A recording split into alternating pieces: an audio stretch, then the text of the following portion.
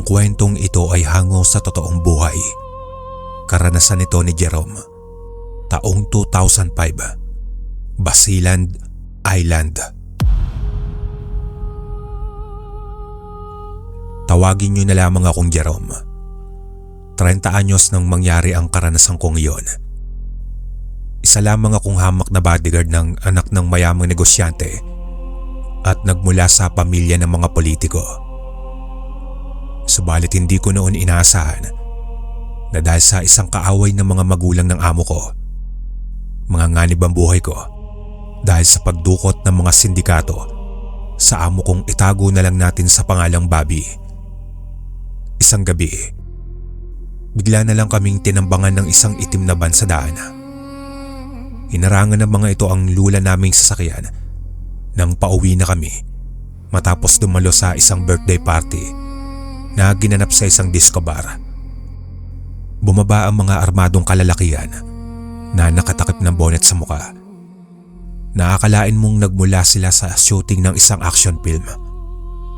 Pero matapos makapagpaputok ng isa sa kanila at pasabugin ang bungo ng driver namin, doon ko napagtanto na walang kamerang nakabang sa amin, kundi ang posibilidad ng manganib ang aming buhay mula sa kanilang mga kamay. Hindi na ako noon nakapalagpa matapos paghahampasin ng mga batok namin hanggang sa magdilim ang aming paningin. Nang magising kami ay nakasakay na kami ng bangka patungo sa isang isla. Dinala kami patungo sa isang liblib at masukal na gubat habang nakapiring ang aming mga mata.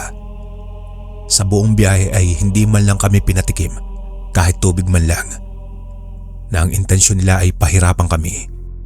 Lalo na ang amo kong panay ang reklamo habang pakyat na kami ng bundok.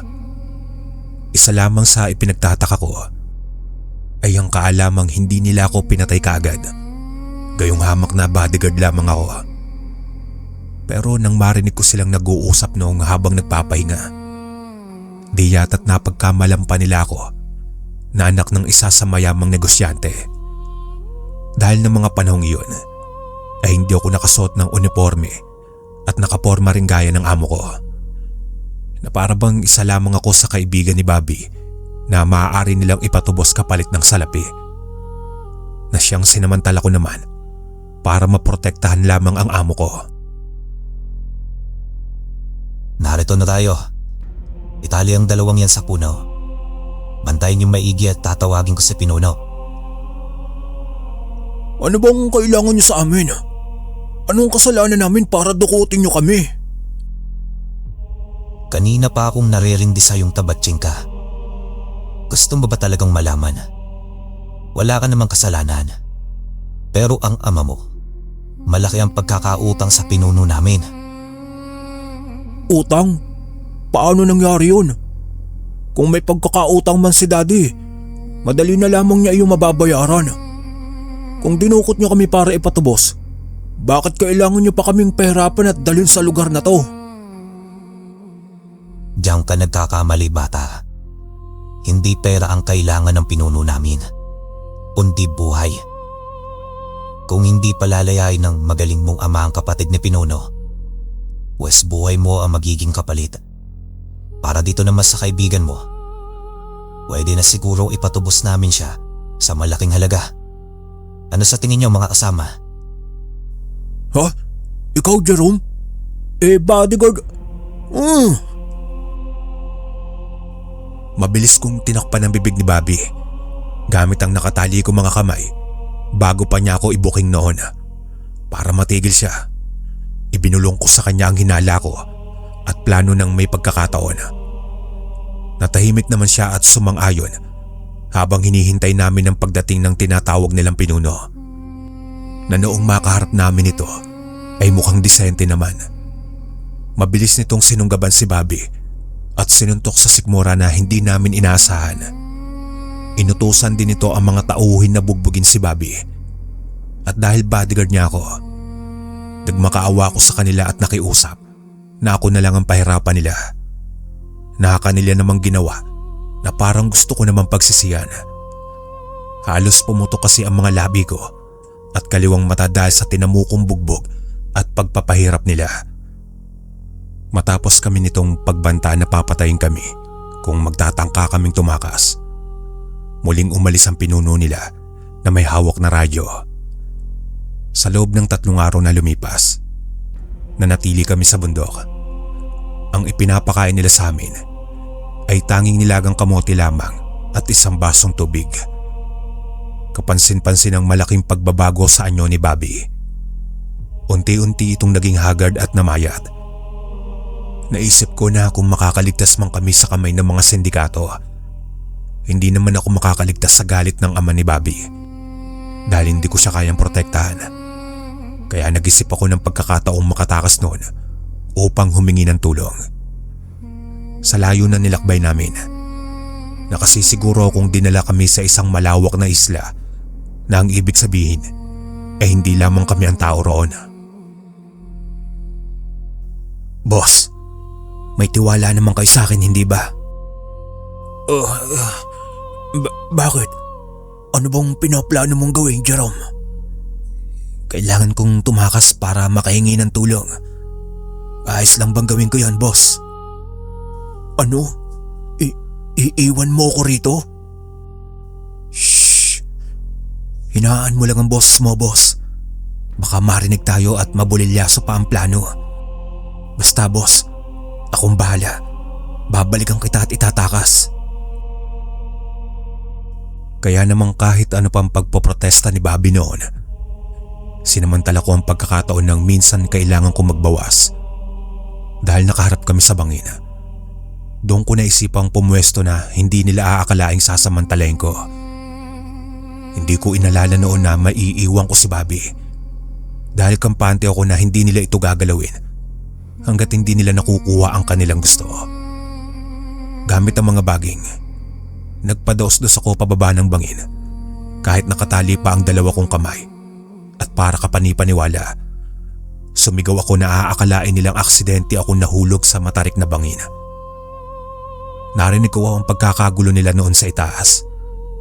At dahil mabilis ang pagbagsak ko, nagtamo ako ng maraming gasgas at kaunting bali sa katawan. Pero pilit ko iyong hindi ininda hanggang sa mapadpad ako sa bahagi ng gubat kung saan may nakatayong treehouse sa tuktok ng isang matandang puno.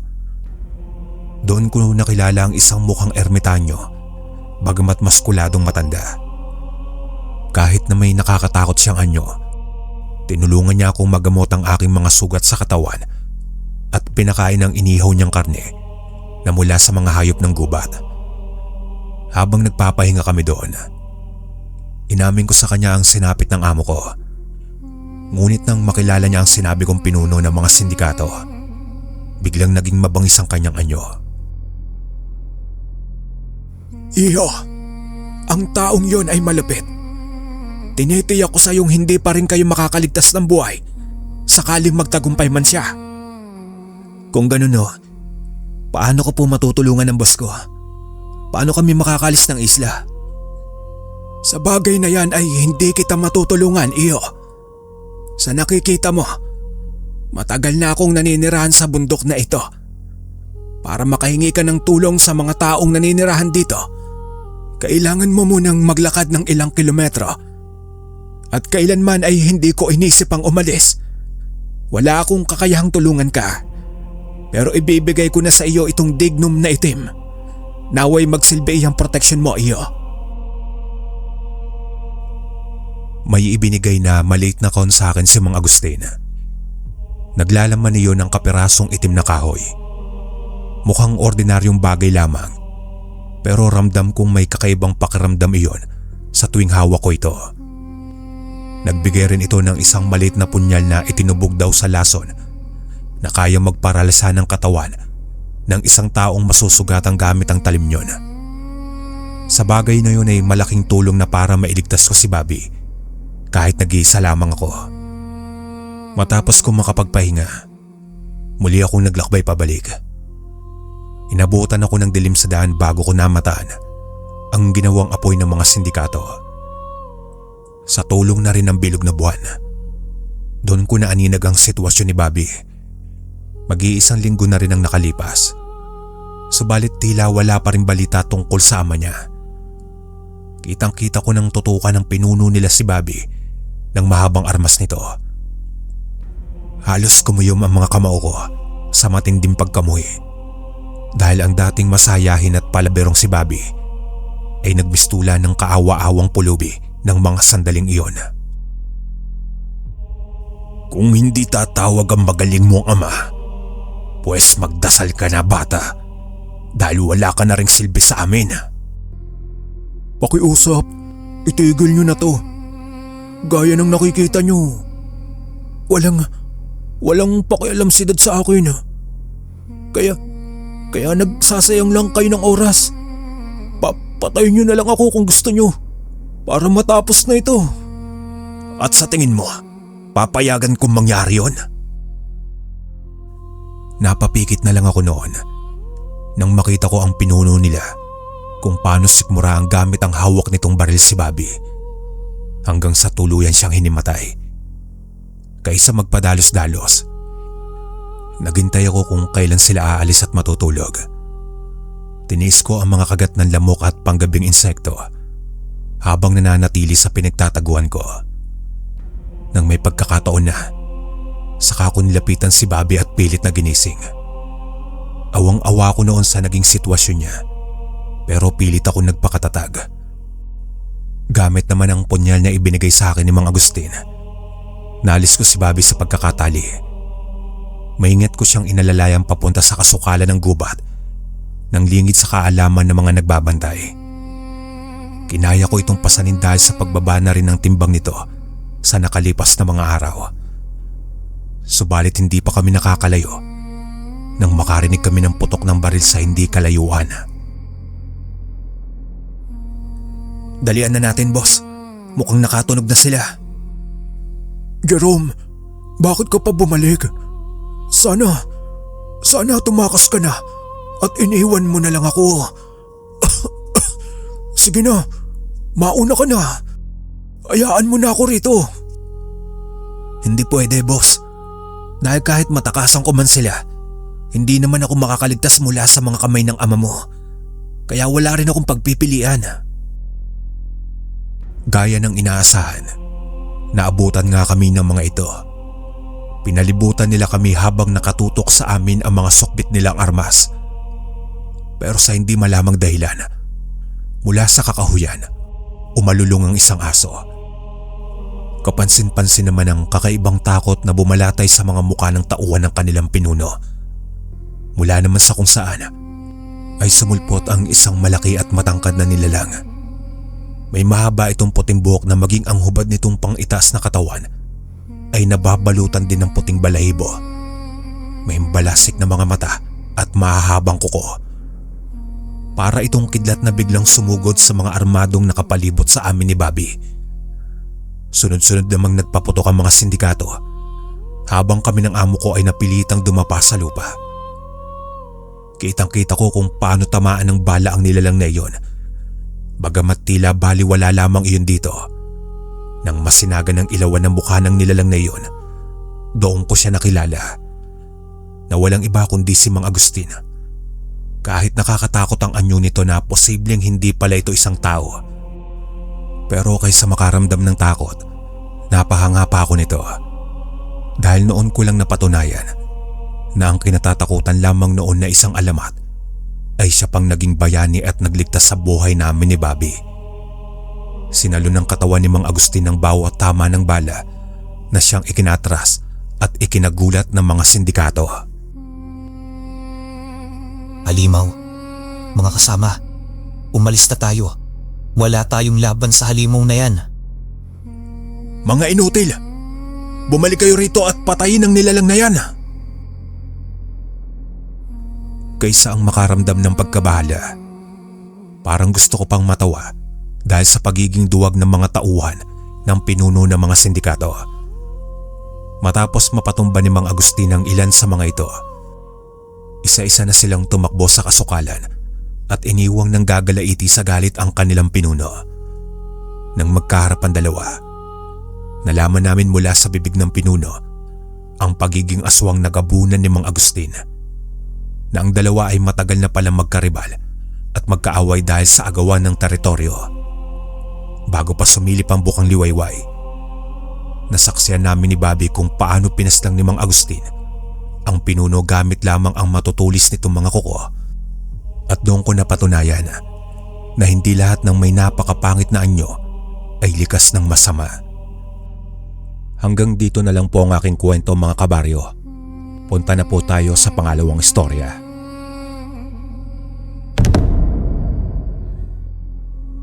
Ang kwentong ito ay hango sa tunay na buhay. Karanasan ito ni Lito, taong 1978, Mindoro. Sa mata ng iba, ang pagsasabong ay isang iligal na gawain at sugal. Ngunit para sa ilang mga tao, ito ay libangan at kanilang pinagkukunan ng pera para may pambili ng pagkain para sa kanilang pamilya. Kaya naman hindi natin mahusgahan ang mga taong naghahanap buhay para lamang may mabiling pagkain na ihahanda sa kanilang hapagkainan. Magandang araw sa inyong lahat at lalong-lalo na sa may pinakamagandang boses na si Sir Ray. Yan na. Bago ko simulan ang aking kwentong ibabahagi sa inyo, ay nais ko lang magpasalamat kay Sir Proy dahil binigyan niya ako ng pagkakataon na ibahagi sa inyo ang kwento na aking karanasan. Ako nga pala si Lito, hindi ko tunay na pangalan. 61 na ako ngayon. Laking Mindoro kasi ako at hanggang ngayon ay nandito pa rin ako. Ang ibabahagi ko pala sa inyong kwento ngayong araw ay nais ko sanang unawain ninyo ang aking saloobin sa bawat mga salita na aking ibabahagi. Huwag niyo sana akong husgahan pagkatapos ng kwentong ito. Gusto ko lamang na maunawaan ninyong lahat. Sa isang bayan sa Mindoro, sa pagkakatanda ko, taong 1978, nasa 15 taon na ako. Nagbibinata na ako noon. Hindi na ako nag-aaral noon at puro bulakbol ang ginawa ko. Naimpluwensyahan ako ng pagbabarkada kaya tumigil na ako sa pag-aaral. Kahit pilitin pa ako ni Tatay Solomon ay hindi ko pa rin siya pinakinggan. Dalawa lamang kami ni Tatay ang magkasama sa iisang bahay. Wala na si Nanay nun at iniwan na kaming dalawa. Hindi kasi natiis ni Nanay ang paghihirap namin kaya iniwan niya si Tatay. Ang labis na galit ni Nanay kay Tatay ay dahil sa pagsusugal ng aking ama sa isang sabungan. Noong una, hindi pa naman natutokso si Tatay sa pagsasabong. Abala pa nga siya noon sa pagiging isang construction worker ngunit naengganyo siya ng pera at sa malaking kitaan sa sabong. Kaya naman sumama na si Tatay sa ilang kakilala niya at nakipagsabayan na siya rito.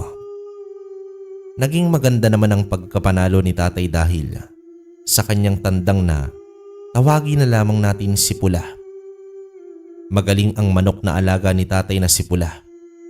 Palagi itong nananalo kaya naman naging malakas ang kitaan ni Tatay sa may sabungan. Iyon din ang dahilan kung bakit mas lalo lamang naiengganyo si Tatay na magsabong dahil sa malaking kitaan dito. Ngunit ang sunod-sunod na pagkapanalo na iyon ay sunod-sunod din ang pagkatalo ang naging kapalit. Iyon ang dahilan kung bakit naging lubog kami sa utang na halos hindi na kami makakain sa araw-araw. Labis ang galit ni Nanay kay Tatay nang wala man lang pagbabago. Ilang beses din kinausap ni Nanay si Tatay na itigil na ang pagsasabong. Ngunit hindi sa kanya nakinig si Tatay. Dahil doon ay napilitan si Nanay na iwan si Tatay dala ang pera na inipon nilang dalawa. Hindi na nagpaalam noon si Nanay kay Tatay at maging sa akin. Iniwan na lamang niya kami. Sinubukan naman naming hanapin ni tatay si nanay para pigilan ito, ngunit naging huli na kami. Nakasakay na ito ng bus papunta sa lugar nito. Simula noon ay mas naging lulong na rin si tatay sa may sabungan, hanggang sa naimpluwensyahan niya na nga ako. Minsan ay sumasali rin ako sa sabong para kumita ng pera. Gumawa naman ako ng alkansya kung saan doon ko hinuhulog ang napapanalunan ko. Isang gabi, nagising kami ni tatay nang marinig namin ang pagkalampag ng mga manok naming alaga sa labas ng aming bahay. Mukhang may gumagambala sa mga ito. Binuksan ni tatay ang ilaw sa buong bahay. Lumabas kaming dalawa para tingnan kung ano ang nangyayari sa labas. Ganoon na lamang ang gulat namin nang mawala ang dalawang panabong naming manok. Bukas na ang kulungan ng dalawang manok. Napamura si tatay nang mapagtanto namin na ninakaw ang aming dalawang manok. Binilinan ako ni tatay na hintayin ko siya sa bahay at hahabulin lang daw niya ang magnanakaw. Sinabi niya na baka hindi pa ito nakakalayo. Kumaripas ng takbo si tatay palayo sa aming bahay at dito hinabol nga ang mga magnanakaw kung saan man naroroon. Ako naman ay tiningnan pa ang iba naming mga alagang manok at baboy. Nakahinga naman ako ng maluwag nang hindi naman ang mga ito ang nagalaw. Tanging ang panabong na manok lamang namin ang kinuha. Kumuyom ang kamay ko habang iniisip kung sino ang may posibilidad na gagawa nun sa amin ni tatay. Hanggang sa sumagi sa isipan ko ang mukha ni Mang Noel. Hindi naman ako nagbibintang sa mga sandaling yon, kalakbay. Pero tumatak sa isipan ko ang sinabi niya sa amin ni tatay noong makalaban namin siya at siya ang natalo. Sinabi nito sa amin ni tatay na balang araw din daw ay magkakaroon siya ng manok ng katulad na sa amin. Siya rin daw ang mananalo sa susunod. Umupo naman ako sa silya na nasa sala ng aming bahay. Hindi naman ako mapakali hanggang hindi pa bumabalik si tatay ng mga sandaling yon. Panay ang tayo at upo ko sa kalakad na rin sa aming sala. Gusto ko bang sumunod kay tatay, ngunit hindi ko ginawa dahil mahigpit niyang binili na manatili lamang ako sa bahay. Ilang sandali pa ang lumipas at dumating na nga si tatay. Hingal na hingal siya, kaya agad ko naman siyang inabutan ng tubig. Nagulat na lamang ako nang bigla niyang suntukin ang ibabaw ng mesa. Galit na galit si tatay ng mga sandaling yon at alam ko na hindi ko siya mapapakalma. Nanatili akong tahimik at hinayaan siyang humupa ang galit nito. Noong medyo kumalma ay nagsalita na ito sa sobrang inis niya. Pambira, hindi ko na sila naabutan, Lito anak. Tinangay na nga nila ang manok nating dalawa. Wala na tayo nitong panlaban sa sabungan. Paano na po ito, itay? Paano po natin mababawi ang ginastos natin sa 2 tandang na yon? Saan po tayo kukuha ng magandang tandang na panlaban sa sabong? Hayaan na muna natin iyon, anak. Saka na lang natin isipin kung saan tayo bibili ng tandang. Patulog na tayo at bukas na bukas ay tutungo tayo sa barangay para ipaalam kay kapitan na ninakaw ang manok natin. Sige po, itay. Mabuti pa nga po yan. Oo nga po pala, itay. Sa tingin mo po, sino kaya ang nagnakaw sa mga manok natin? Ay, yan ang hindi ko alam, anak. Pero kung sino man siya, malalaman at malalaman din natin. Huwag lang siya magkakamali na gamitin ang 2 tandang sa pagsasabong. Hayaan mo na po, itay. Kung ano man po ang rason niya, ay unawain na lang po natin. Hindi mo po ba naaalala ang bili ni Lolo noong nabubuhay pa po siya? Oo na, Lito anak. Naalala ko na. Huwag kang maging masama sa kapwa. Pero hindi naman dapat palagi tayong magpapapi, anak. tayo na nga ang nanakawan. Natawa na lamang sa akin si Tatay Solomon at inakbayan ako. Pumasok na ako sa silid ng mga sandaling yon. Samantala, nanatili si Tatay sa sala at nag-iisip. Sa sandaling yon ay hindi rin ako dinalaw ng antok sa pag-iisip kung sino ang nagnakaw sa amin. Kinabukasan ay maaga kaming nagising ni Tatay. Antok na antok pa ako nang bulabugin niya ako sa aking kwarto. Naalala ko na sasamahan ko pala siya na magtungo sa barangay. Mabilis naman akong naligo at kumain ng pandesal. Sumunod ako sa kanya nang nauna na siyang lumabas ng bahay. Nagmamadali na rin kaming dalawa sa daan para maabutan pa namin si Kapitan. Pagdating namin sa barangay hall, pagkatapos ng halos 15 minutos na lakaran mula naman sa amin, binati agad ni Tatay si Kapitan Amil. Binati naman siya nito pabalik. Hindi na nagpaligoy-ligoy pa si Tatay at sinabi niya na kay Kapitan ang nangyari kagabi.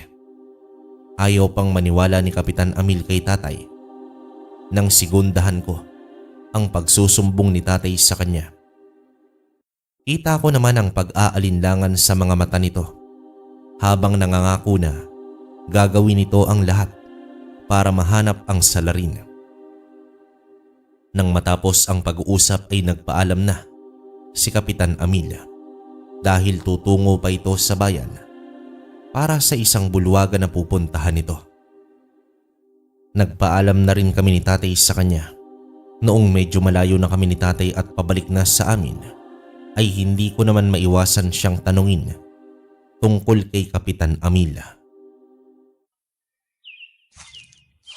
Itay, sa tingin mo po ba ay tutulungan po tayo ni Kapitan? Huwag ka nang umasa sa kanya, anak. Kita mo naman ang naging kilos na kanina. Wala siyang interes na pakinggan ang hinaing natin. Paano ba kasi? Hindi natin siya binoto noong eleksyon kaya siguro umaganti. Ano pong ibig mong sabihin, Itay? Kalaban po ang tingin niya po sa atin? Ano pa nga ba lito, anak? Ganun naman talaga ang ilan sa mga opisyales ng pamahalaan natin. Ano na pong gagawin natin po ngayon, Itay? Wala na tayong magagawa, anak. Hayaan na lang natin yung ninakaw na pansabong natin. Balang araw ay malalaman din natin kung sino ang may gawa noon. Sa ngayon ay maganda na lang tayo pagdating sa bahay. Tapos tutungo na rin agad tayo sa may bukid. Ano po ang gagawin natin doon, Itay? Ang dami mo naman tanong, anak. Malalaman mo rin kapag naroon na tayo. Kinakailangan natin ng pagkakakitaan. Kaya sumama ka na lang sa akin. Hindi na ako nagtanong pa kay Tatay at kibit-balikat na lamang ako. Pagdating namin sa bahay, ay pinadala sa akin ni Tatay ang isang mahabang tabak. Wala naman akong ideya sa mga sandali na yon kung ano ang gagawin namin sa bukid. Sumunod naman ako kay Tatay noong nagsimula na kaming naglakbay sa masukal na daan patungo sa kabilang bundok. Halos 1.5 oras ang paglalakad namin hanggang sa makarating kami sa malawak na niyogan. Itay, bakit po tayo nandito? Baka po makita tayo ng may-ari at pagalitan po nila tayo. Huwag kang magalala, anak. Hindi naman tayo magnanakaw eh. Mamumulot lang tayo ng mga nyog na nahulog. Bilisan mo at maghanap na tayo ng mga buko na pwede nating gawin na kopra. Tatay naman eh, kinakabahan po ako sa gagawin natin na ito. Wala naman ditong nagpupunta ng ganitong araw at oras. Kaya bilisan mo na riyan dito. Kinakailangan natin makadiskarte para magkapera. Kung makita man tayo ng may-ari ay sabihin na lang natin na pinulot lang natin ang mga nyog. Hindi naman natin inakay ang mga puno para kumuha. Napakamot na lamang ako sa aking batok at wala na akong nagawa kundi sundin ang utos sa akin ni Tatay. Kahit na kinakabahan ako ay tinulungan ko lang siya para maging mabilis na rin kami. Halos nasa 50 na buko ang napulot namin ni tatay. Pinagtulungan namin iyon dalhin sa isang tagong bahagi ng gubat at doon kami nagtago na dalawa habang kinukuha ang balat ng nyog. Si tatay ang nagbabalat at ako naman ang bumibiyak. Wala na rin kaming kinain kundi ang buko na lang din na nun na inabot na kami ng tanghali. Noon ko lang di napansin na wala ngang tumutungo sa bahagi ng bundok na yon dahil masukal ang gubat. Walang linis. Nagtataasan ang mga ligaw na damo at iba pang mga ligaw na halamang nandoon. Hindi rin kami makita sa kinaroroonan namin ni tatay dahil sa mga kawayang naglalakihan at iba't ibang puno, katulad na lamang ng mahogani, nara at balete. Gumawa na nga ng apoy si tatay para lutuin ang nyug na nabiyak ko. Habang niluluto namin ito sa may baga, ay bigla na lamang kaming nakarinig ng isang tilaok ng manok. Nagkatinginan kaming dalawa ni tatay at napakamot ng ulo. Hindi sana namin yon papansinin nang marinig naming muli ang malakas na tilaok nito. Itay, mukhang may tao po. May nakatira ba sa tagong gubat na ito? Hindi ko rin alam, anak. Hindi ko pa naman kasi nalilibot itong gubat kahit 2 beses na akong pumunta rito. Umalis na lang po tayo, Itay. Baka mamaya ay makita tayo ng kung sino mang may dala ng manok na yon. Sandali, anak. Titignan ko lang kung saan nanggagaling ang manok na yon. Diyan ka lang. Kasamahan po kita, Itay. Sige, anak. Basta huwag ka lang maingay. Sumunod ka lang sa likuran ko. Tumango naman ako kay tatay. Binawasan niya muna ang apoy sa niluluto naming nyog bago kami nagsimulang maglakad. Tinahak namin ang direksyon kung saan nagmumula ang tilaok ng manok. Palakas ito ng palakas ng palapit naman kami ng palapit ni tatay. Nagtago kami sa malagong halaman at unti-unting sinilip ang kinaroroonan ng manok na tumitilaok. Ganoon na lamang ang pagsinghap namin ni tatay nang makita namin ang isang malaking tandang na tila naghahanap ito ng pagkain. Kulay pula at itim ang balahibo nito na may kulay ginto na halo. Sa unang tingin pa lang ay masasabing maganda ang lahi ng tandang. Tamang-tama para naman sa sabong. Base naman sa anyo at laki ng tandang ay wala ritong makakatalo kahit na ano pang klase ng manok sa sabungan. Kakaiba at mahiwagang tandang, anak. Sino kaya nagmamay-ari dyan? Hindi ko akalain na may nakatira pala sa bundok na ito. Oo nga po, Itay. Mukhang maganda ang lahi ng manok na yan. Pero kailangan na po nating umalis at baka makita pa po tayo. Mabuti pa nga, anak. Kailangan na rin nating iahon itong mga nyug na nakuha natin. Pahakbang na sana kami ni tatay para bumalik sa pinanggalingan namin nang makarinig kami nang bigla na may nagsalita. Hindi lang kami nito basta tinawag lang, kundi tinawag din maging ang pangalan namin. Nahintakutan kaming lumingon ni tatay sa pinanggalingan ng boses na yon at mas lalong nanlaki ang aming mga mata nang makita namin ang isang lalaking may anyong isang tandang. Sinampal ko ang aking sarili at baka nananaginip lamang ako ng mga sandaling yon. Maging si tatay ay kinurot niya ang kanyang balat para siguraduhin na hindi totoo ang nakita namin. Ngunit pagmulag namin ng aming mga mata ay naroon pa rin ang engkanto o elemento na may anyong tandang. Ito ang tandang na nakita namin kanina dahil iyon ang kulay ng pakpak na kamay nito. Nahintakutan naman akong napahawak sa braso ni tatay nang muling magsalita ang misteryosong lalaki. Tinawag kami nito ni tatay pero hindi naman kami kumilos ng aking ama at nanatili lamang nakatayo nanginginig ang tuhod at ang buong katawan. Sunod-sunod ang paglunok na nagawa ko ng unti-unting lumapit ang misteryosong lalaki sa kinaroroonan namin ni tatay. Unti-unting dumilim ang paligid at para kaming hinihila patungo sa ibang dimensyon ng mga sandaling yon. Nakakahilo, dahilan para ipinikit ko ang aking mga mata. Noong medyo kumalma na ay nagmulat na ako. Sumalubong sa aming dalawa ni tatay ang malaberding kagubatan. Nakatayo pa rin sa aming harapan ang misteryosong nilalang.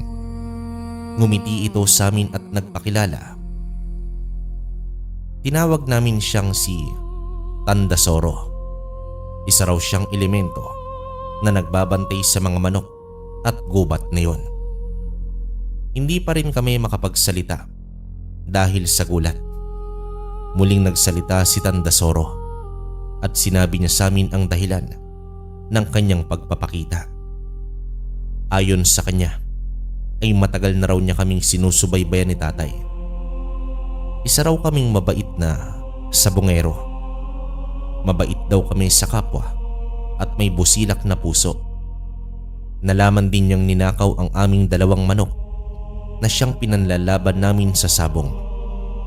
Kaya raw siya nagpakita sa amin para tulungan kami sa suliranin naming kinakarap sa buhay, kapalit ng isang tungkulin.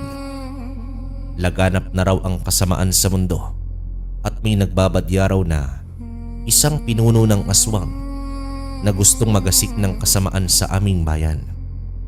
Kinakailangan raw kaming dalawa ni tatay para kalabanin ang mga ito upang maging manatili ang kapayapaan sa aming bayan. Mariin kaming tumanggi dahil hindi namin kayang gawin ang tungkulin at hinihingi nito. Ang rason namin ay wala kaming kakayahan na makipaglaban sa mga aswang at lalo pat mahina kami. Doon ay binunot niya ang isa sa mga balahibo niya at ibinigay niya yon. Inuha naman niya ang kanyang kuko na siyang parang tari ng isang manok.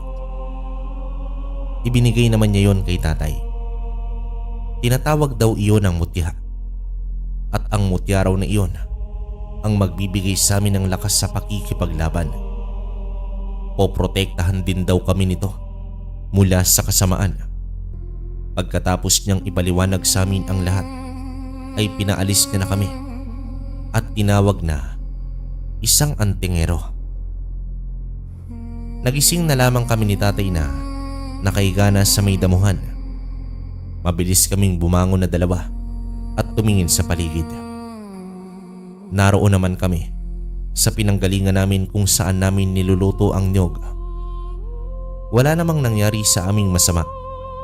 Akala namin ni tatay ay nananaginip lamang kami, pero laking gulat namin nang makita naming dalawa ang aming mga hawak-hawak. Hawak ni tatay ang tari na bigay ni Tandasoro at ako naman ay hawak ang balahibo nitong kulay itim.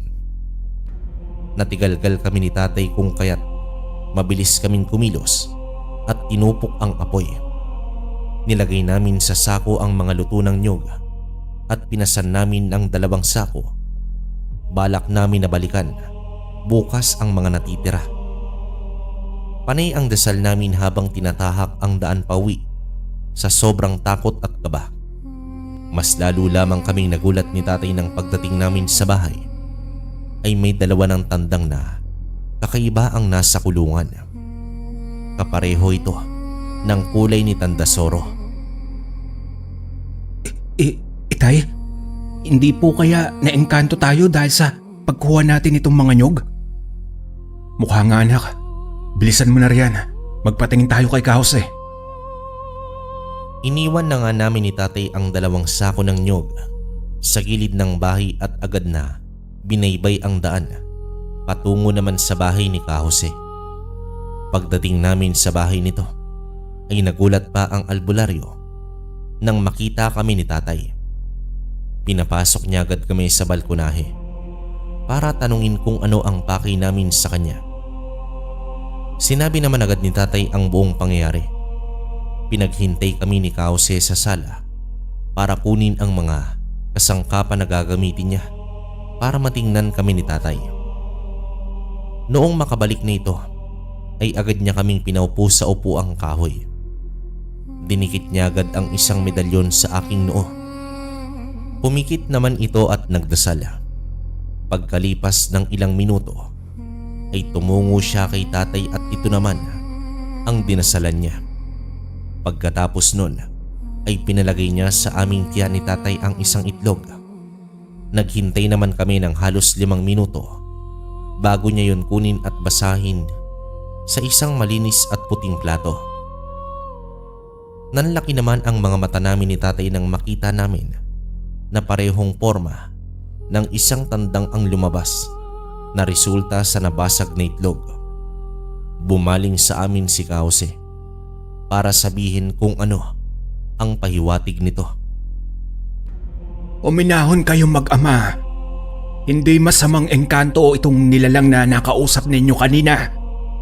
Sa halip nga ay dapat kayong magpasalamat dahil napili niya kayong pagkatiwalaan ng 2 bagay. Ano pong ibig ninyong sabihin, Kause? Kayo ang pinili niyang tagapagmana ng kanyang 2 mutya na pinangangalagaan. Isa na kayong antingero na mag-ama. Dapat lamang naingatan ninyo ang bagay na ibinigay niya sa inyo. Ito lamang ang makakatulong sa inyo upang harapin ang mga masasamang nilalang tulad ng aswang. Sigurado po ba kayo, Kause? Hindi po ba kami naengkanto? Oo nga po, Kause. Baka mamaya po niyan ay unti-unti niya kami. Lito, iho. Solomon, huwag kayong mag-alala. Wala siyang gagawin sa inyong mag-ama kung gagampanan ninyo ang tungkulin ninyo. Ingatan niyo ang mutya ng pakpak at mutya ng tari kung ayaw ninyong magalit sa inyo ang engkanto. Kung kailangan niyo ng tulong na 2, ay tumungo lamang kayo rito sa akin. Binilinan kami ni Kause ng mga dapat naming gawin. Sinabi rin niya na dapat ay walang makakaalam tungkol sa mutya na aming tangan at baka raw kunin iyon ng mga taong magkaka-interes. Ipinaliwanag din niya sa amin kung papaano iyon palalakasin, maging ang aming pisikal na katawan, pananampalataya at kaluluwa. Nang matapos ay pinauwi niya na kaming 2 ni tatay at pinag-iingat sa bawat hakbang na gagawin namin. Hindi pa rin kami makapaniwala ni tatay noong nakarating na kami sa aming bahay. Hanggang sa mga sandaling yon ay estranghero pa rin sa amin ang buong pangyayari. Napatingin kami sa 2 manok na naroroon na alam naming galing mula sa engkanto na si Tandasoro. Hindi naman kami makapaniwala sa nangyari. Makalipas ang ilang araw ay patuloy kami sa pag-iinsayo ni tatay para mapalakas ang aming katawan at gumaling kami sa pakikipaglaban. Lahat ay ginawa namin para na rin mapalakas namin ang mutya na aming hawak. Nilaban din namin ni tatay ang 2 manok na siyang binigay sa amin ni Tandasoro at wala man lang kahit isa itong pagkatalo. Isang araw ay palabas na kaming 2 ni tatay sa may sabungan matapos ang laban. Ang nakalaban namin ng araw niyon ay si Mang Noel. Hindi na sa amin bago ang kayabangan niya at hindi pagtanggap sa pagkatalo. Nakilala rin namin ni tatay ang manok na inilaban nito sa amin kanina. Iyon ang manok namin na ninakaw. Hindi na kami kumibo noon ni tatay dahil ayaw namin ng gulo. Subalit hindi namin inaasahan na aabangan niya kami sa labas ng sabungan dahil lamang sa kanyang pagkatalo. Kasama pa niya ang 3 niyang kasamahan na palaging nakabuntot sa kanya. Di ko alam kung bakit palagi kayong panalo na 2 ng anak mo sa tuwing maglalaro kayo. Ano bang mayroon ng mga manok ninyo at mukha yatang swerte kayo? Wala naman, Noel. Inaalagaan lang namin ng tama. Hinuhubog din ng lakas para maging handa sa laban. Ang yabang mo na, Solomon. Porke ba sunod-sunod ang pagkakapanalo nyo ay nagyayabang ka na? Hindi naman ako nagyayabang, Noel. Sinasabi ko lang ang totoo. Magsaya ka na ngayon, Solomon. Kayo ng anak mo. Dahil baka sa mga susunod na araw ay sunod-sunod na ang pagkatalo ang maranasan nyo. Ayos lang naman kung matalo kami, Noel. Tatanggapin namin iyon. Kita ko naman ang pagkuyom ng kamay ni Mang Noel nang marinig niya ang sinabi ni tatay. Inis na inis ito at mukhang hindi matanggap ang sagot sa kanya ng aking ama. Aalis na sana kami ni tatay para lagpasan sila nang bigla niya na lamang tinulak si tatay, dahilan para madapa ang aking ama sa lupa. Agad ko namang dinaluhan si tatay para tulungan siya sa pagtayo.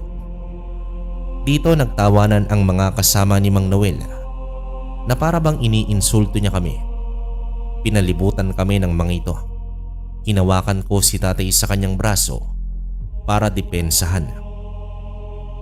Hindi ko gusto ang pagkatalo ko ngayong araw, Solomon. Gusto ko lang bawiin iyon mula sa inyo ng anak mo. Hindi ko rin gusto ang pananalita mo. Wala naman kaming ginawang masama sa iyo, Noel. Naging patas naman ang mga manonood kanina sa laro, di ba? Malinaw naman na panalo ang manok ko. Yun nga ang nakapagtataka. Mukhang may ginagawa kayong pandaraya. Hindi po kami nang dadaya, Mang Noel. Sa katunayan nga ikaw itong nagnakaw ng manok namin. Akala mo ba hindi namin makikilala ang manok na pinanlaban mo kanina? Ano naman ang pinagsasasabi mo, Lito? Hindi mo ba alam na ang mga manok ay may kapareho? Paano ka nakakasiguro na manok nyo nga yan? Huwag ka nang magmaang-maangang pa, Noel. Sinenyasan ni Mang Noel ang mga kasama niya. Nanatili siyang nakatayo habang sumusugod ang tatlong lalaking may malaking katawan. Humanda kaming dalawa ni tatay sa pag-atake ng mga ito sa amin. Susuntukin na sana ako ng isa sa aking muka nang masangga ko naman ang kamao nito. Isang suntok ang aking pinakawalan sa mukha nito. Tumilapon ang lalaki sa isang malaking puno ng nyog na naroon sa di kalayuan. Pagkatama ng likod nito sa puno ng nyog ay agad itong nawala ng malay. Napatumba rin ni tatay ang isa pang kasama nito. Kaya naman si Mang Noel na lamang ang natitira at ang isa pa nitong kasama. Nanlalaki naman ang kanilang mga mata nang tingnan namin sila ni tatay. Dali-daling tumakbo palayo itong si Mang Noel kasama ang isa nitong kasamahan. Nagkatinginan kaming dalawa ni tatay. Noon lamang namin naramdaman ang lakas ng mutya na bigay sa amin ng engkanto na si Tandang Soro. Napangiti kami ni tatay at umiling. Tiningnan namin ang manok na binitawan namin kanina at nanatili naman ang mga itong naroroon habang kumakahig. Inakbayan ako ni tatay pagkatapos naming buhatin ang dalawang manok na aming pangsabong. Pagsapit ng hapon ay naisipan namin ni tatay na tumungo sa kabilang baryo para bisitahin itong si Ka Jose. Naisip din kasi naming makausap ang matanda tungkol sa mutya na aming taglay at kung paano namin yon gagamitin para labanan ang mga aswang.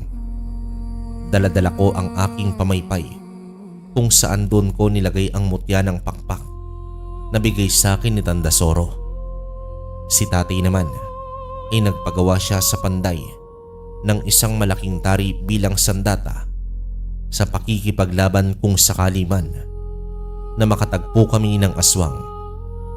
Ang mutya ng tari ng manok ay ginawa niyang kwintas para hindi iyon mawala. Malapit na ring sumapit ang gaminon. Napag-usapan namin ni tatay na bukas na lang kami tutungo kay Ka Jose. Subalit, magiging abala kami bukas sa koprahan. Tinahak na nga namin ang daan patungo sa bahay ni Ka Jose.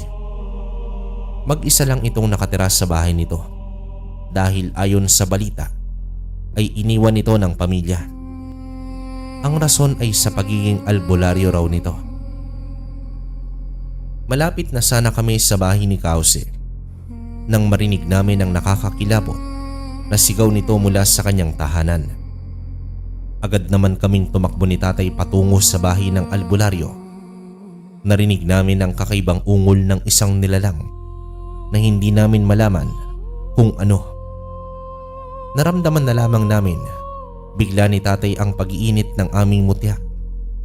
Naalala naman namin ang sinabi ni Kause na kapag uminit daw yon, ang ibig sabihin ay may aswang sa paligid. Dito mabilis kaming umakyat ni tatay sa hagdanan at sinipa ang pinto ng bahay ni Kause. Naabutan naman namin siya na nakikipagbuno sa isang malaking ibon. Itim na itim ang kulay nito. Kasing laki ito ng isang tao.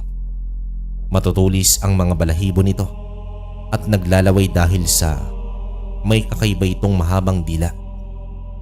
Pulang-pula ang nanlilisik na mga mata.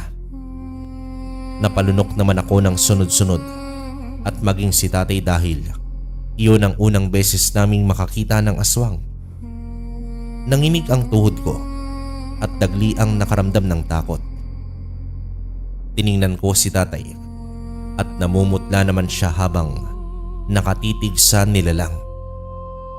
Kung hindi pa sumigaw si Kause para humingi ng tulong ay baka hindi na kami nakakilos. Tinakbo namin ni tatay ang direksyon ng aswang.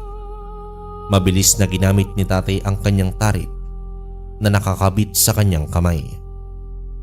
Ako naman ay mabilis kong pinalipad ang aking pamaypay at umiikot-ikot iyon sa pakpak ng aswang. Naglagas ang mga balahibo nito ng tamaan ng aking pamaypay.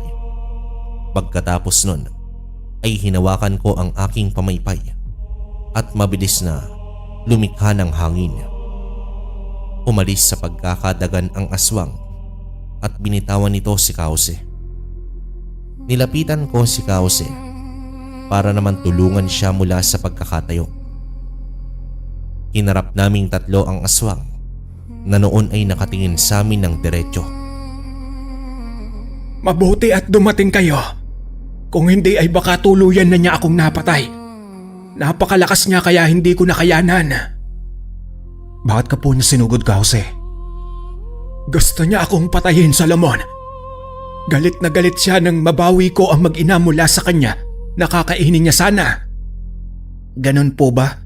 Kami na po ang bahala sa kanya ni Tatay, Kause. Magpahinga ka po muna at mukhang nawalan na po kayo ng lakas. Pinaupo namin si Kause at agad naming binlingan ni tatay ang aswang. Narinig namin itong humahalakhak ng malakas na para bang isang nakakatawa ang desisyon naming labanan siya. Lumabas ito ng bahay ng albularyo at mabilis itong lumipad patungo naman sa bakuran. Ramdam namin ni tatay ang malakas na enerhiya nitong taglay at alam namin sa mga sandaling yon na hindi ito madaling makalaban. Humigpit ang pagkakahawak ko sa aking pamaypay at ganoon din ang pagkakahawak ni tatay sa kanyang tari. Narinig namin si Kause na sumigaw mula sa kanyang balkonahe. Bumaba naman siya at lumapit sa amin ni tatay. May inilagay siya sa aming bulsa na asin sa kabawang. Pagkatapos nun ay mabilis na siyang umakyat sa kanyang bahay at sinara ang mga bintana at pinto. Napailing na lamang kami ni tatay dahil sa ikinilos na iyon ng matanda. Alam din naman kasi namin na natatakot ang matanda sa kaligtasan nito. Muli naming hinarap ang aswang na noon ay sumusugod na papunta sa aming dalawa. Mabilis ang pagkilos ko at nagkahiwalay agad kami ni tatay. Tumungo siya sa kaliwang bahagi at ako naman sa kanang bahagi. Luminga-linga sa amin ang aswang at tila naguguluhan siya kung sino ang kanyang unang papaslangin sa aming mag-ama. Hanggang sa nabigla na lamang ito, naglikha ng ingay na napakalakas. Para kaming nabibingi ni tatay. Napatakip naman ako sa aking tenga habang nakatitig sa aswang. Lumipad naman ito pa itaas at mabilis na bumulusok pa ibaba. Sinalakay nito si tatay na mabilis namang naiiwasan ng aking ama. Napamura naman ako nang madapa si tatay ng tamaan ng malaking pakpak ng aswang. Agad naman akong kumilos mula sa likuran nito at pinalipad ang aking pamaypay. Tumusok ito sa likuran ng aswang na ibon, dahilan para gumewang-gewang ito. Kinuha ko ang pagkakataon na yun para sabuyan ito ng asin na siyang sinilid kanina ni Kahose. Lumikha ng malakas na ingay ang aswang at tila ba ito ay nasasakta ng sobra. Kumaripas naman ako ng takbo at sinipa ang aswang mula sa likuran nito, kasabay ang paghugot ko ng aking pamaypay. Si tatay naman ay kumilos din siya agad at mabilis niyang pinagtataga sa buong katawan ang malaking ibon na aswang gamit ang tari. Hinang-hina ang aswang na bumagsak sa lupa. Agad siyang inapakan ni tatay sa dibdib para hindi na ito makawala pa. Narinig namin ang pagbukas ng pinto ng bahay ng matanda. Akma na sanang tatapusin ni tatay ang aswang gamit ang kanyang tari nang sumigaw ang albularyo. Sandali, hindi niyo siya pwedeng patayin. Kailangan ko siyang magamot. Ano po ang ibig niyo pong sabihin, Kahose? Bakit po hindi pwede? Hindi po ba at ito ang kagustuhan ng engkanto na nagbigay sa amin ng mutya? Ang paslangin ang mga masasamang nilalang tulad ng mga aswang para po mapanatili ang kapayapaan sa aming bayan? Iyon nga ang sinabi niya sa inyo, Lito. Pero hindi ibig sabihin ay patayin na ninyo ang lahat. Paano kung ang iba sa kanila ay hindi ginusto na maging aswang at gusto pang bumalik sa normal ang buhay? Kung iyan po ang kagustuhan mo, Kahose, hindi namin nahadlangan ang gagawin mo. Salamat, Solomon. Tulungan niyo akong dalawa. Gayahin niyo ang bawat kilos at galaw ko. Gagayahin niyo rin ang mga sinasabi kong panalangin. Tumango naman kami kay Mang Jose. Sinundan nga namin ang mga ginawa niyang pagsayaw sa harap ng aswang. Pinagsiklop namin ang aming dalawang palad at dito nag-usal ng panalangin. 3 beses iyon nadasal at iba na naman nadasal ang aming binigkas. Makalipas ang ilang sandali ay bigla na lamang umungol ang ibon na aswang. Kinurap ko ang aking mga mata nang makita ko na unti-unting nagpapalit ng anyo ang aswang na ibon. Naging isa itong tao. Nakilala namin ang lalaki na si Mang Ben. Wala itong malay pero ilang sandali ang lumipas nang sumuka ito ng itim na likido kasama ang isang itim na bertud. Pinuha iyon ni Kahose at mabilis na dinurog gamit ang bato na nakuha nito sa bakuran. Tiningnan namin itong si Mang Ben na wala pa ring malay. Nilapitan ito ng matanda at dinama ang dibdib nito. Napahinga naman ang albularyo nang malaman na buhay pa si Mang Ben. Kumuha naman ng tubig ang albularyo sa isang tadyak na naroon sa kanyang bakuran. Agad niya itong isinaboy kay Mang Ben, dahilan para magising ito. Gulat na gulat si Mang Ben nang makita niya kami pagkagising niya. Taranta naman itong tumayo at tinakpan ang kanyang kahubaran. Umuwi ka na sa inyo, Ben. Isa ka na ngayong normal na tao. Kinuha ko na ang itim na bertud sa katawan mo. Sana ay magbagong buhay ka na. Takang-taka naman si Mang Ben nang mapatingin siya sa aming dalawa ni tatay at nag-aapoy na naman ang mga mata niya nang bumaling sa matanda. Matapos niya kaming titigan ay kumaripas na siya ng takbo pauwi sa kanila.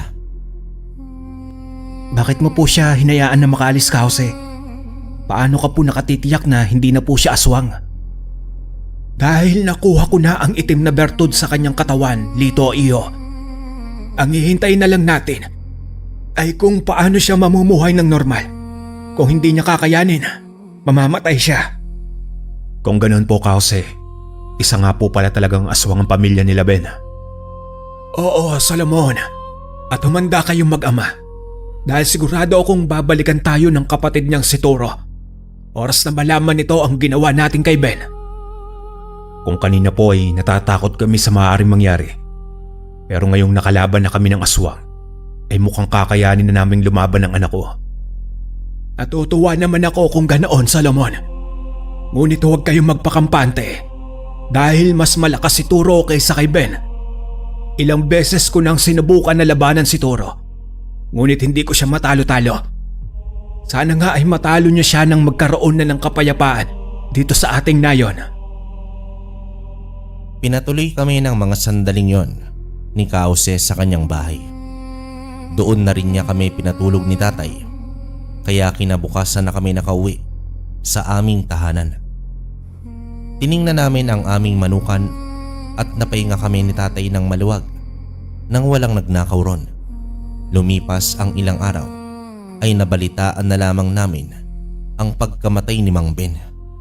Dahil sa pagkamatay nito ay umuwi naman si Mang Turo. Ito lang kasi ang pamilya ni Mang Ben at wala nang iba pa. 2 araw lamang ang lamay ni Mang Ben bago naman ito inilibing sa bayan. Noong araw matapos ilibing si Mang Ben ay naisipan naming tumungo sa bahay ng albularyo. Balak lang namin sana na tanungin ang matanda kung bakit namatay si Mang Ben. Gayong kinuha lamang ni Kause ang bertud nito sa katawan.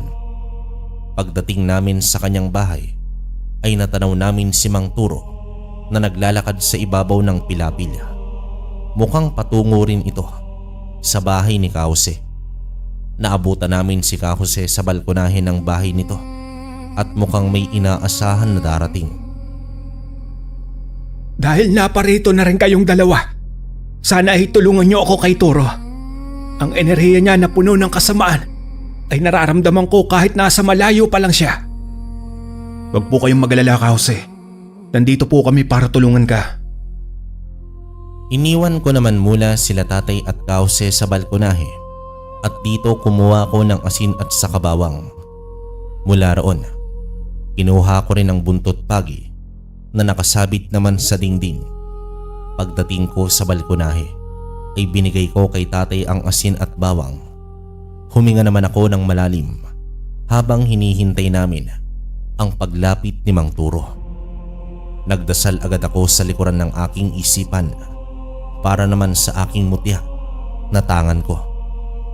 Naramdaman ko yung nag-init at mas lalong lumalakas. Huminto si Mang Turo sa bakuran ng bahay ni Kause. Nanlilisik ang mga mata nito habang nakatitig sa aming tatlo. Ilang sandali pa ay nasa hagdan na ito. Hindi man lang namin namalayan ang bilis ng pagkilos nito. Agad niyang sinakal ang matanda na noon ay hindi nakaagap sa pagdating ni Mang Turo. Mabilis naman kaming kumilos ni tatay. Hinila ni tatay si Mang Turo sa kwelyo nang suot nitong polo at agad na inihagi sa may bakuran. Lumapit naman ako noon kay Kause para alalayan siya mula sa panghihina ng tuhod nito. Napatingin naman ako sa paligid ng nilalamon na ng kadiliman ang buong kapaligiran. Dumako ang mga mata ko kay Mang Turo nang sumigaw siya ng malakas. Galit na galit siyang nakatitig sa akin habang nanlilisik ang mga mata. Magbabayad kayo sa ginawa niyo sa kapatid ko. Pinatay niyo siya. Hindi namin siya pinatay, Turo. Tinulungan lang namin siyang magbagong buhay. Sa ginawa ninyo ay pinatay niyo siya. Wala kayong ibang hangad na mga antingero at ikaw, Jose, kundi ang patayin kaming mga aswang. Ginawa ko lamang ang nararapat, Turo. Alam mo ang ibig kong sabihin. Hindi ko nakasalanan kung bakit namatay ang iyong kapatid. Wala kang alam. Kaya sa ginawa mo ay para mo na rin siyang pinaslang. At hindi matatapos ang gabi na ito na hindi ako nakakapagiganti sa inyo. Dito mabilis na kumilos itong si Mang Turo. para siyang lumulutang sa hangin kapag kikilos siya. Hindi ko mahabol ng aking paningin ang mga galaw niya, pero tulad ng isang manok ay mabilis ko siyang kinalmot gamit ang aking hawak na pamaypay. Galit na galit siyang bumaling sa amin ng masugatan ko sa kanyang braso at maging dibdib. Sinipa niya ako sa aking tiyan na siyang dahilan kung bakit nahigit ko ang aking hininga. Lumipad naman ako patungo sa labas ng balkonahe. Bumagsak ang likod ko sa lupa, ngunit baliwala lamang yon. Agad naman akong tumayo at tumabi ako kay tatay. Nilingon ako ni tatay at tumango kami sa isa't isa. Tumakbo naman ako muli patungo kay Mang Turo. Hinila ko siya ng buong lakas sa kanyang damit at malakas ko siyang sinipa patungo sa kinaroroonan ni tatay. Agad namang kumilos si tatay at mabilis niyang sinugatan si Mang Turo. Gamit ang tari nito, hiniwa sa braso at dibdib. Dito napasigaw ng malakas si Mang Turo nang masugatan siya. Nang tuluyan ng dumilim ang paligid, ay unti-unting tumayo si Mang Turo. Sumigaw siya ng malakas at mabilis siyang nagpalit ng anyo sa isang napakalaking itim na ibon. Kagaya ng kapatid niyang si Mang Ben, ay ganoon din ang kanyang itsura. Dito lumukso naman ako ng mataas at para naman akong lumilipad sa ere. Sumunod din si tatay sa akin. Pinagtulungan naming dalawa si Mang Turo na patumbahin ng sandaling yon. Ngunit mabilis ding kumilos ang aswang. Bumubulusok ito sa lupa at lumilipad ulit pa itaas. Para bang nilinlang niya kaming dalawa ni tatay. Hanggang sa magpasya kaming dalawa ni tatay na maghihintay sa ibabaw ng puno at ako naman ang nasa ibaba. Hinintay naming bumulusok ulit itong si Mang Turo sa baba. Hinintay ko ito at agad kong hinagis ang aking pamaypay sa ere. Tumusok iyon sa tiyan ni Mang Turo. Kinuha naman ni tatay ang pagkakataon na iyon para lundagan si Mang Turo at saksakin ang dalawang pakpak nito ng tari. Ngunit malakas na ginalaw ni Mang Turo ang kanyang dalawang pakpak, dahilan para liparin kami ni tatay sa hindi kalayuan. Napadaing naman ako nang tumama ang aking katawan sa isang punong kahoy. Nahilo pa ako noon nang marinig ko ang sigaw ng matandang albularyo. Sa nanlalabo kong paningin ay natanaw ko siyang nilalapitan ni Mang Turo. Dito pinilit kong tumayo at pinakalma ang aking sarili. Hinanap ko naman noon si tatay para malaman ko kung ayos lang ba ito. Nang makita ko siyang maayos naman, agad din naman akong kumilos. Mabilis na tumakbo si tatay sa kinaroroonan ni Mang Turo at ng matandang albularyo. Ngunit nahuli siya nang bumaon ang mahabang kuko ni Mang Turo sa tiyan ni Kause. Nanlaki naman ang mga mata ko nang hugutin ni Mang Turo ang puso at ang laman loob ng matandang albularyo. Sa panghihinang katawan ni Kause ay hinagisan niya ng asin at bawang ang aswang at iyon ang dahilan kung bakit nabitawan ni Mang Turo. Galit na sinaksak ng tari ni tatay si Mang Turo sa leeg nito. Ilang ulit yung ginawa ni tatay hanggang sa dito na manghina ang aswang. Ako naman ay tumungo kay Mang Jose na noon ay nakahandusay na sa sahig ng balkonahe nito. Jose, kumapit ka po. Lumaban ka. Ang bilin ko sa inyo, Lito, huwag niyong hayaan na maghari ang kasamaan sa baryong ito at sa buong bayan. Pangako po, Jose. Kumapit ka po at dadalhin ka po namin sa ospital. Marahas na umiling ang matandang albularyo sa akin. Hindi na rin siya makapagsalita ng mga sandaling yon dahil sumusuka na siya ng dugo.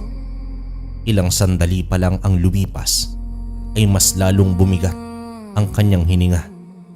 Hanggang sa tumingin ito, mulat na ang mga mata ng matandang albularyo nang binawian siya ng buhay. Napakuyom ang kamay ko habang nakatitig kay Mang Turo na noon ay nakikipagbuno pa kay tatay. Tumayo naman ako at iniwan si Kause sa kinaroroonan nito. Tumakbo rin ako patungo kay Mang Turo at wala akong awang pinagsasaksak siya ng aking pamaypay. Sinabuyan ko pa siya ng asin at bawang na mas lalong nagpahina rito. Hingal na hingal kaming dalawa ni tatay na napaupo naman sa lupa nang hindi na lumalaban si Mang Turo. Unti-unti na rin itong nanghina. Maya-maya pa ay nagpalit na ito ng anyong tao. Kitang-kita namin ang mga saksak na sugat niyang natamo sa kanyang katawan. Ilang sandali ang lumipas ay umubo ito at sumuka ng dugo. Dito sinubukan itong magsalita pero hindi nito nagawa dahil lalo lamang dumarami ang paglabas ng dugo sa bunganga nito. Tumayo naman si tatay at nanginginig ang kamay niya na may hawak na tari. Napatingin siya kay Mang Jose. Umigting ang panga niya nang makita na walang buhay na ang matanda. Tiningnan niya si Mang Turo at blanko ang mga mata ni tatay nang pugutin niya ang ulo ng aswang. Lumapit naman ako kay tatay at sinubukan ko siyang pakalmahin.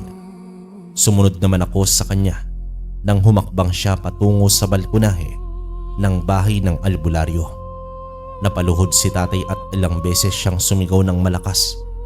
Ramdam ko ang galit at pagsisisi niya habang nakatitig sa malamig na bangkay ng matandang albularyo. Hindi natin siya nailigtas, anak. Ni hindi ko man lang nagawang patayin si Turo bago pa siya nakarating kay Kause. Kasalanan ko ito. Itay, wag mo pong sisihin ang sarili mo. Wala ka pong kasalanan. Maging ako man po ay nahuling dumating. Hindi natin kasalanan kung bakit nangyari ang lahat ng ito. Ginawa naman po natin ang lahat. Kung ginawa natin ang lahat, pero bakit hindi natin siya nagawang iligtas? Nabitiwan ko si tatay sa pagkahawak sa kanyang balikat nang marinig ko ang sinabi niya. Napasandal naman ako sa dingding ng bahay ng matanda at hindi ko na rin napigilan ang sarili kong umiyak. Ibinuhos namin ni tatay ang lahat ng luha ng gabing yon. Sinunog din namin ang katawan ni Mang Turo nang wala na rin itong makakita pa. Pagkatapos ng 5 araw ay inilibing na nga sa bayan itong si Kause.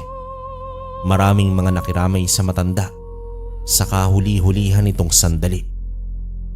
Noong matapos ang libing ay nagsipag-uwian na rin ang mga taga-nayon.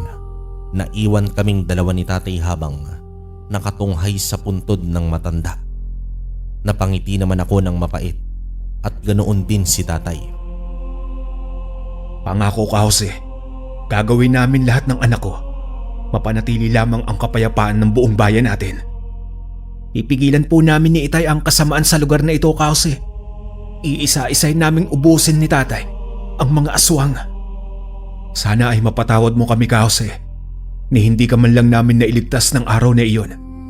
Hayaan mo po at tutuparin namin ni Lito ang gusto mong gawin sa buong nayon. Umihip ang hangin ng malakas ng mga sandaling yon at ramdam namin na naroon lamang si Kause sa aming tabi at nakikinig. At sa haplos ng hangin sa aming balat ay nagwari bang sinasabi nito na wala kaming dapat ipag-alala ni tatay at ihingi ng tawad. Napatingin naman ako sa kalangitan at napakaaliwalas ng ulap. Tiningnan ko naman si tatay, saka ko ito nginitian. Tara na po, Itay. Tay, simula na po ng pagbabago sa ating buhay. Gaya ng pangako natin kay Kause. Huwag kang mag-alala, Lito, anak. Sisiguraduhin ko na magiging magaling tayong antingero. Sisiguraduhin din natin na wala nang mamamatay. Pangako po natin iyan, Itay. Para po sa ating tungkulin. Para kay Kause. At para sa lahat ng tao sa ating bayan. Pangako, anak. Muli naming sinulyapan ang puntod ni Kause bago kami magpasya na umalis. Simula ng araw na yon ay ginawa namin ang lahat ni tatay para lamang lumakas kami at mas lalong gumaling. Sa paglipas ng taon ay marami na rin kaming mga natulungang mga tao tulad ng mga inaapi, inaaway o kaya naman ay inaabuso. Sa gabi naman ay pumapas lang kami ni tatay ng mga aswang. Ang iba ay nakakatakas dahil sa takot sa amin at ang iba naman ay pinipiling labanan kami na humahantong sa kanilang kalagayan. Hindi pa rin nawawala sa isip ko ang buong karanasan ko noong kabataan ko. Hanggang sa ngayon ay inuusig pa rin ako ng aking konsensya, ngunit palagi ko na lamang iniisip na iyon talaga ang nakatadhana. Si Tatay Solomon ay pumanaw na noong 2 taon ang nakakaraan. Ngunit ang mga baon nilang dalawa ni Kause na mga kaalaman ay babaunin ko yun buong buhay at aking iyong pinagpahalagahan.